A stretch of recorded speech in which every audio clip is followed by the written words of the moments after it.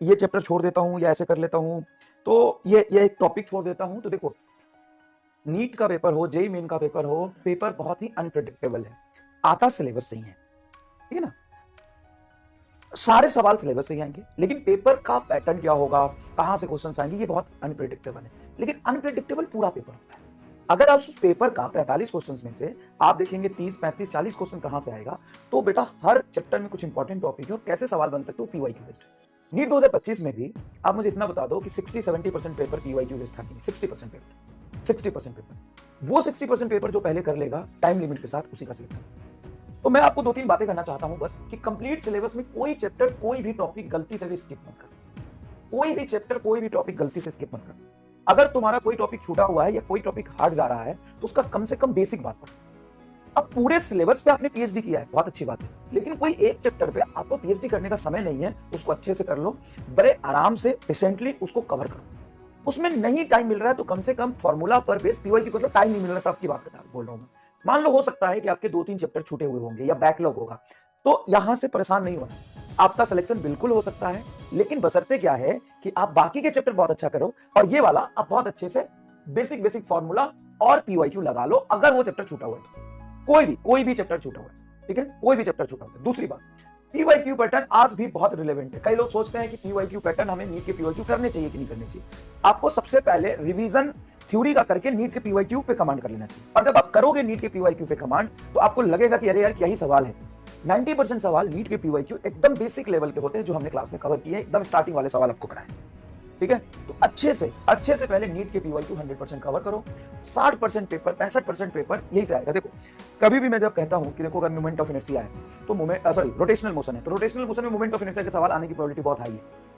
तो मैं इसलिए कहता हूं क्योंकि पिछले 40 सालों में आए हैं, 20 सालों में आए हैं, एआईपीएमटी हो, एम्स हो, नीट हो, पिछले 20 सालों में अगर रोटेशन के 50 सवाल है तो 20 सवाल मोमेंट ऑफ इनर्शिया के। इससे क्या प्रेडिक्ट करोगे कि हर साल 2-3 सवाल आता है तो एक सवाल मोमेंट ऑफ इनर्शिया का आ जाएगा।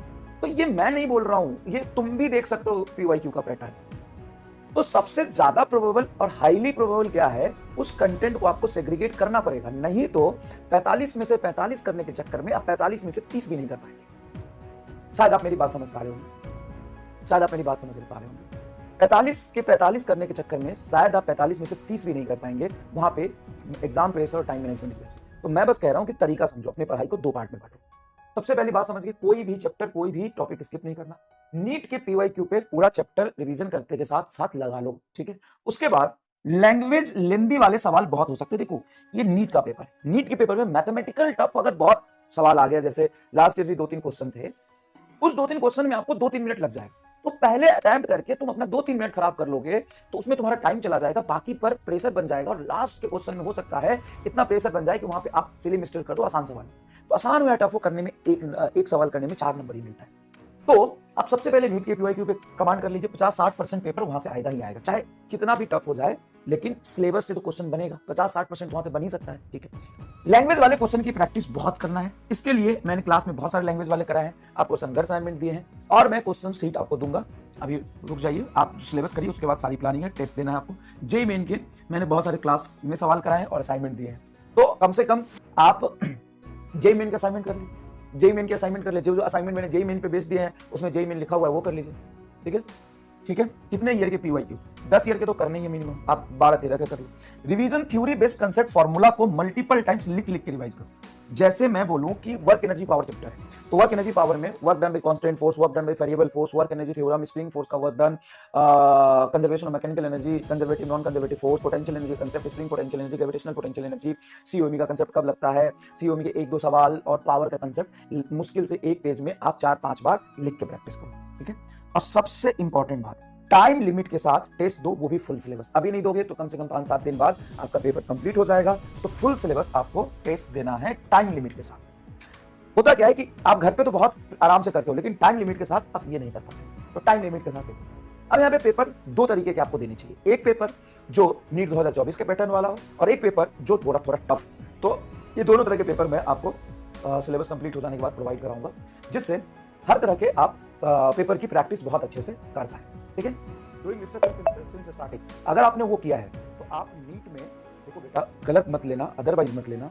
मैं कह रहा हूं कि पीवाईक्यू के बेसिस पे, पीवाईक्यू के पैटर्न के बेसिस पे, पीवाईक्यू के हिसाब से ठीक है ना। लैंग्वेज वाले क्वेश्चंस की प्रायोरिटी है, और जैसा लास्ट के 20 साल में सवाल आया है उसको देखते हुए आपको देखो, आप यूट्यूब पे चले जाओ, आपको टीचर्स भी बहुत सारे ये कहते हुए मिल जाएंगे कि इतना टॉपिक से रिपीटेड सवाल आते हैं, मैं इतना बता दूंगा, इससे सवाल 100% आ जाएंगे।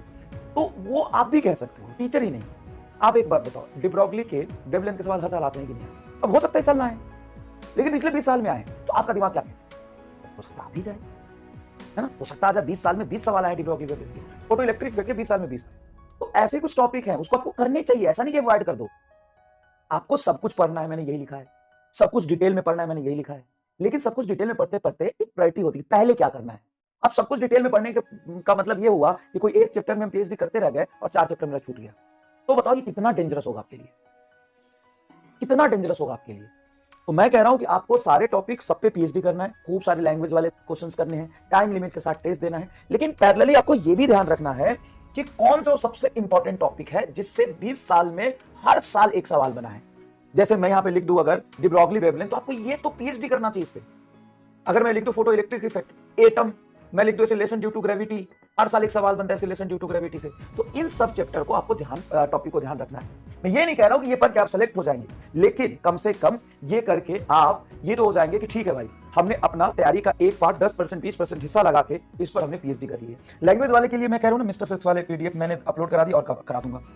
मिस्टर फिजिक्स वाले पीडीएफ से क्वेश्चन करिए, लैंग्वेज वाले क्वेश्चन यहां से आपकी पूरी पीएचडी हो जाएगी। उस पर कम क्वेश्चन नहीं है, लगभग 6000 के आसपास है, 200-400 कम होगा तो होगा, लगभग 6000 के पास। तो हर चैप्टर का ये लगा लीजिए और नीट के पीवाई को लगा लीजिए। उसके बाद आप अनप्रेडिक्टेबल पेपर की तैयारी करिए, और टाइम लिमिट के साथ जब आप logic gate, yes logic gate बेटा, लॉजिक गेट, तो मैं ये नहीं कह रहा कि 100% इससे एक क्वेश्चन आएंगे, लेकिन मैं ये जरूर कह रहा हूं कि ये अगर 20-30 इंपॉर्टेंट टॉपिक देख लोगे तो वहां से कुछ भी करेगा तो सिलेबस से पेपर बनाएगा, तो ये सब इंपॉर्टेंट है, ठीक है, ये सब इंपॉर्टेंट है, ठीक है। चलिए जो क्वेश्चन नहीं होता वो मैं क्लास में डिस्कस करूंगा ना, जब मैं होमवर्क देना शुरू करूंगा, रिवीजन अपन शुरू करेंगे तो, ठीक है। चलिए आज की क्लास शुरू करते हैं बेटा। तो पैनिक मत हो, अपनी स्ट्रैटेजी बनाओ, बड़े ध्यान से अपनी पूरी तैयारी करो, अच्छे से तैयारी करो, कोई दिक्कत नहीं है, बहुत अच्छे तरीके से आप यहाँ तक पढ़ते हुए और आए हो।